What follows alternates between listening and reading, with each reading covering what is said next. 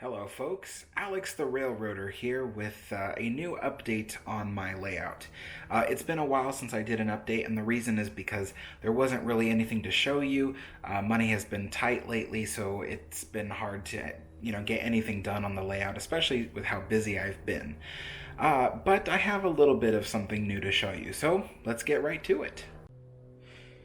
So my layout has become somewhat of a junk board. I've just kind of thrown everything on there, so do forgive me for that. But anyway, I wanted to show you some things I recently got. I went to the train show here at the Orange County Fairgrounds in California.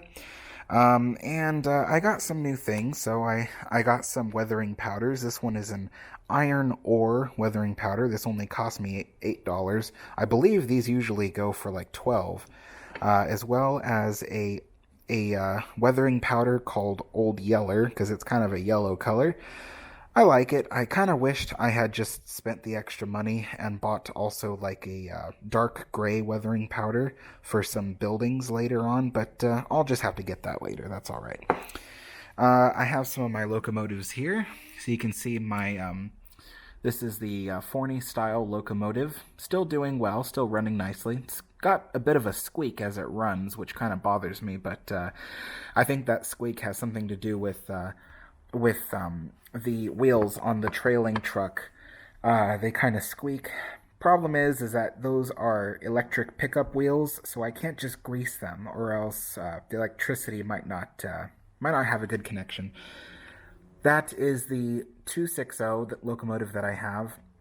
Technically, it runs. It gets power and all that, but the problem is that it still has that problem of gunk inside all of its gears and stuff like that. Makes it really hard for this locomotive to run efficiently. Still trying to figure out how I can clean it, because I recently opened it up yet again just the other day to clean it. Still didn't do didn't make any difference, is what I mean to say. For Christmas, my family bought me some paints. I got a red, I got a brown, I got a gray, and on my list are several more basic colors. I'm really good at mixing paints, so I can actually take a bunch of basic colors and make a whole bunch of other colors out of it. So I'm still building up my paint color. Plus, in my toolbox here, I have a whole mess of paints here. So it's not like I only have those three. I inherited all of my father's painting equipment and stuff like that. He used to build models. Now he's just too busy. But anyway, so some other thing I got was I got this mix of wood here. They're all 1/4 inch by 1/8 of an inch. It's approximately 2 to 2.5 feet long, these strips. I believe it's balsa wood. I'm actually not sure what kind of wood it is. It's not even labeled. The guy was selling this whole package of it for just $5. If I wanted to buy something similar online, it'd probably cost me somewhere around at least $60. So yeah, that was a really good deal. Anyway, underneath it, I have gotten some flex track. This is micro engineering HO scale flex track. Yes, I know. I was thinking about getting the micro engineering ON30 scale flex track, but it cost a bit more than this did, and I wasn't sure. I wasn't sure if I'd be able to get accessories to that track that would actually fit it, or even look right, with it. It had a lot more problems, I think, than just buying a standard HO scale track. So that's what I did. Anyway, a friend of mine also gave me some kits. This is a Waterfall Kit, which is actually pretty cool because I do plan to have a waterfall or two. And then a rock facing kit. That's really neat. I usually make my own rock work, but this will actually help with a few other things and kind of make my rock work eclectic on the new layout. And let's see, put this back up so it's not in the way of anything. Oh yes, I also got some Talus Rocks. This is pretty cool because usually I would go out and collect my own rocks to decorate my layout. Problem is that where I live is like, I live in Orange County and there's not very many places with rocks, and especially not that I can get to easily. So I bought 2 packages of Talus, and these will help to decorate my layout with like actual rock work. I'll be using the weathering powders to color all this Talus to the right color. I also got something else. So at the train show, this man was selling some of his collection, and I was actually able to acquire some. So let me bring this train around here so I can show you much closer.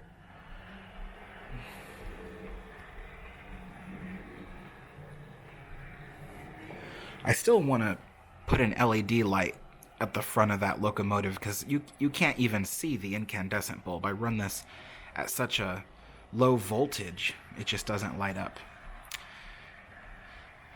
Bring that around to the front. And slow it to a stop. There we go. So, I got these box cars here, including this cattle car at the end. Really neat. The guy was selling it for $10 each, so I that 10, 10, and 10. And the reason why it was so cheap was because, first of all, not only were they used, but they're a little bit damaged. So the brake wheels with the brake rod attached to it, they were all bent. And the one on this boxcar here was actually broken, as well as the brake cylinder attachments and stuff underneath the car were also broken. So really, it was actually a good deal because I don't mind that stuff is broken. I'm not that much of a stickler for detail when it comes to the train cars. Plus, if I ever want to fix it, I can. I know how to. So anyway. Really neat. The doors. Oh, sorry. The doors open and close. This one has a massive network of webs on the inside. I gotta clean that out. They're empty on the inside, just so you know. This one here is the cattle car, and I can open the door. It's not easy, but I can. You can look inside. The front end of each car. I can lift one out for you. The front end of each car has a little window that opens. So if I set this down, I can open the window for you. There we go. See, little window opens. I really like the detail on this cattle car. I kind of wished that he had a second one that I could buy. But yeah, some of the brake wheel cylinder, the attachments and things, I mean to say, is just absent. So I think it just broke off a long time ago. But yeah, so that is what I've been doing recently. This is the 2 gondola cars that I already had, and then there's the caboose I already had. And then next I'm going to show you an updated graphic of how this whole layout will be designed.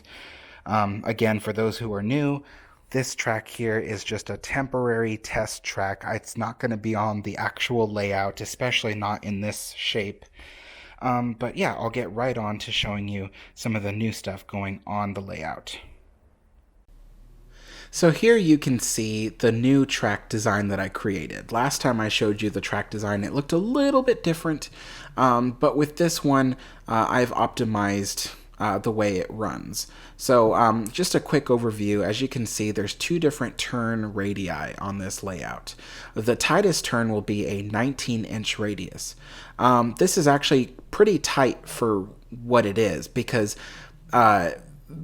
my 244T Forney style locomotive, its tightest turn radius is 18-inch turn radius.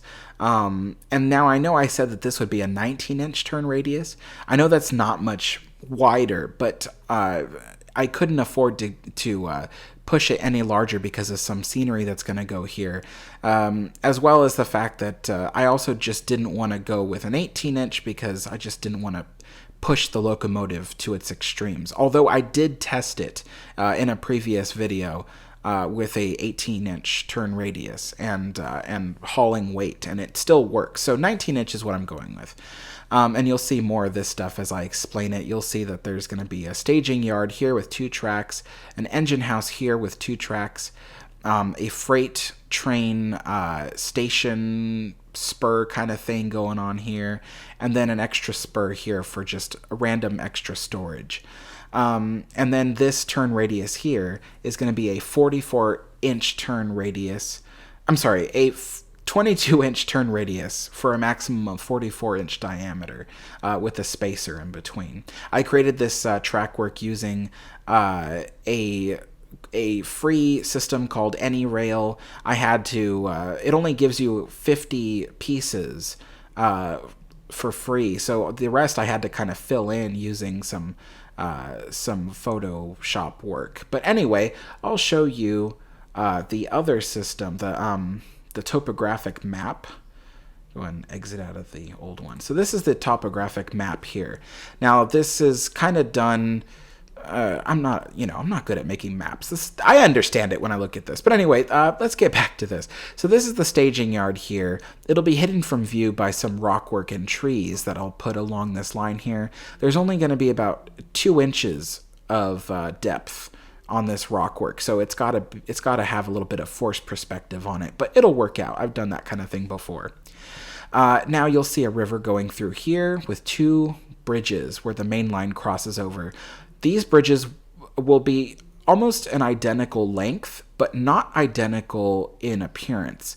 This one here, I'm working on an idea of doing a wooden pony truss bridge. This one might be steel, and it'll be kind of like a over truss, I think it's called. But I'm not quite sure how I'm going to do that. We'll see how that goes out.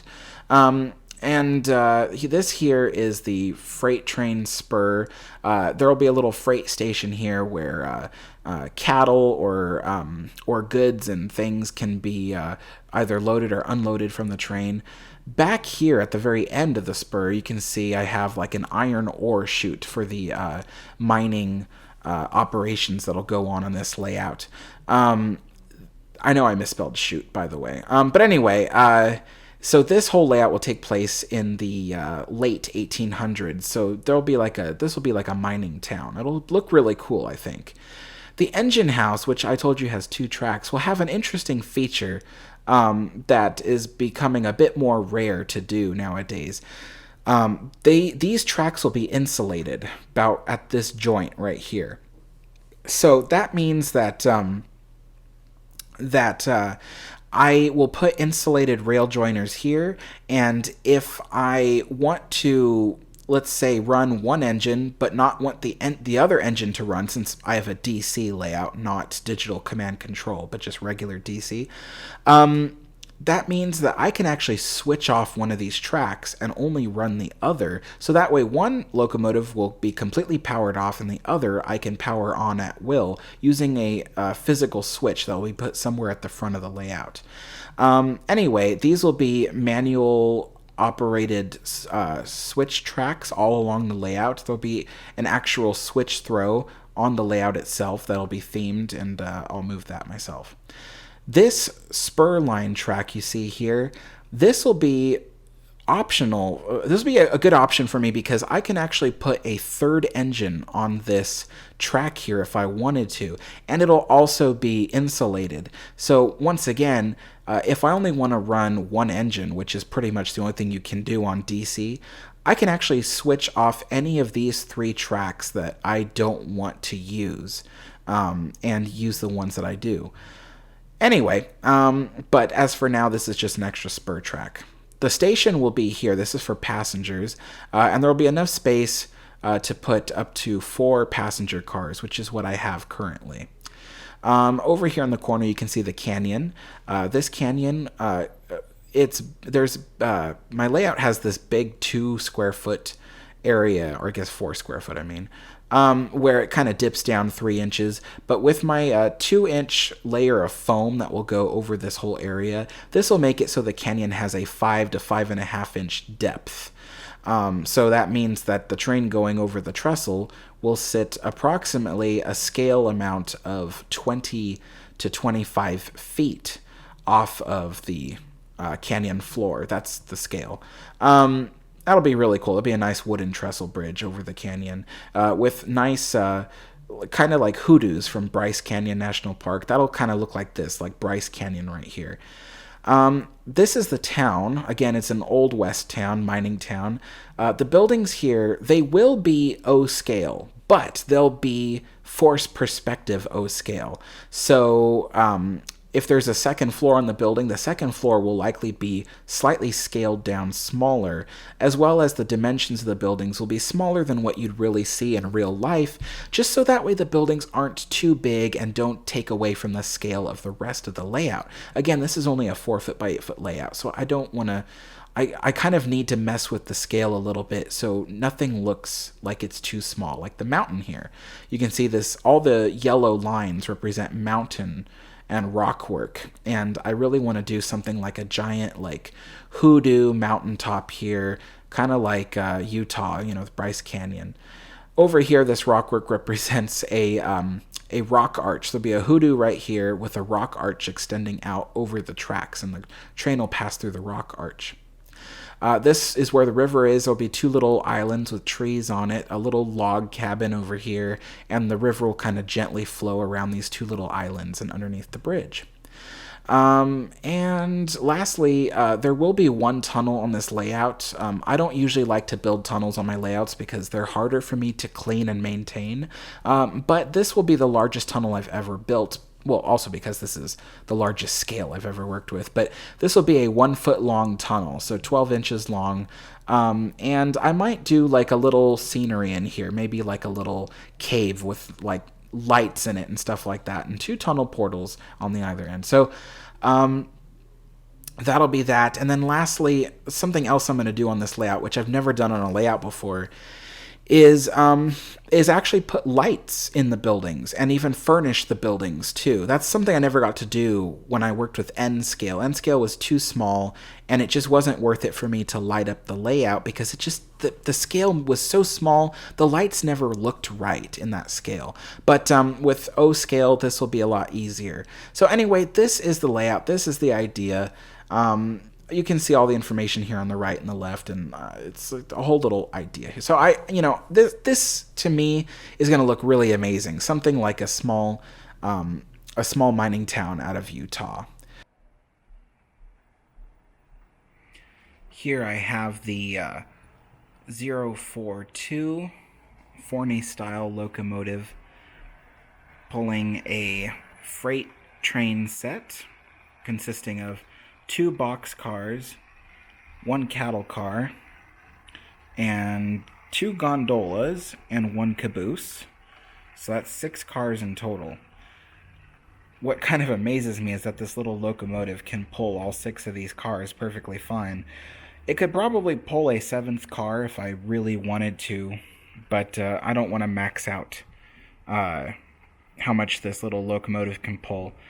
The floors in my house are kind of uneven, so there is probably the equivalent of a 0.5% upward grade going this way, which I could correct, but it hasn't created any problems for me, so I'm not going to do that just yet. But anyway, yeah, it's really cool to see this tiny little locomotive pull that big train. And this is what you'll see on my layout. So I will actually have this locomotive pulling this exact train once in a while on the layout, as well as that little locomotive can also pull all 4 passenger cars that I have here. So that might happen once in a while. But yeah, it's so exciting to see this. I just love this.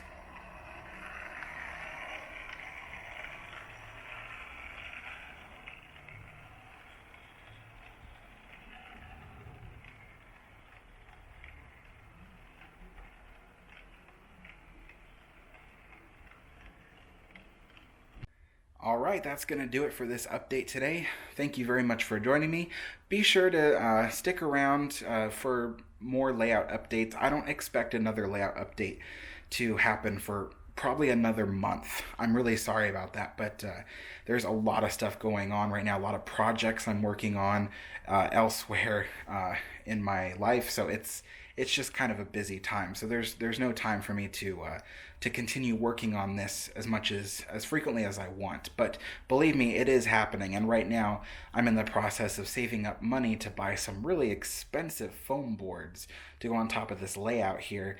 You'll be surprised that the foam boards I need, which are 2 inches thick extruded foam, those can be $40-$50 a sheet, and I need at least 3 for what I want to do with this layout. So, and then of course, I have to have a friend go pick it up for me because that's all the way in LA. So it's a lot of stuff. But anyway, tune in next time. See you later.